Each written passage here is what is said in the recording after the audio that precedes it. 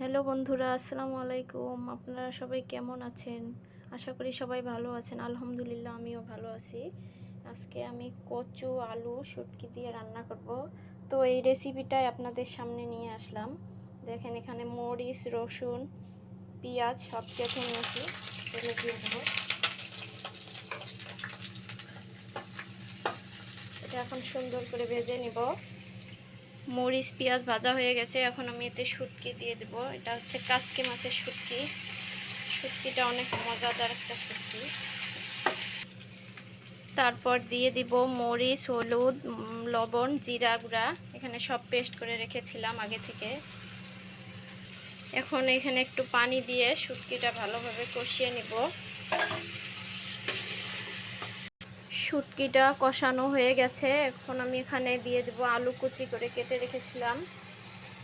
আলু দিয়ে দিলাম। আলুটা ভালোভাবে কষিয়ে নেব।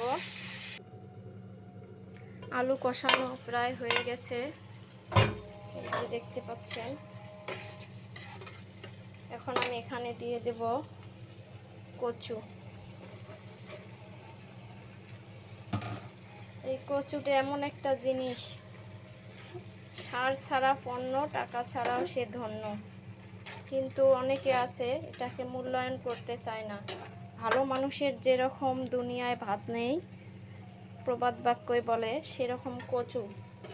এই কচুটাকে কিন্তু বুনতে কোনো কষ্ট লাগে না, এমনিতেই হয়।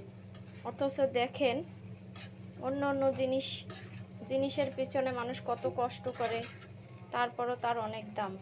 কিন্তু কচুটারে কেউ দাম দিতে চায় না। বাঙালি বলছে কারে, বাঙালি কখনো ভালো জিনিস বোঝে না, এটাই হচ্ছে তার প্রমাণ। সবাই আমার জন্য দোয়া করবেন এবং সবাই পাশে থাকবেন, যাতে প্রতিদিন এরকম ছোট ছোট ভিডিও নিয়ে আপনাদের সামনে আসতে পারি। ধন্যবাদ, সবাই ভালো থাকবেন। আসসালামু আলাইকুম।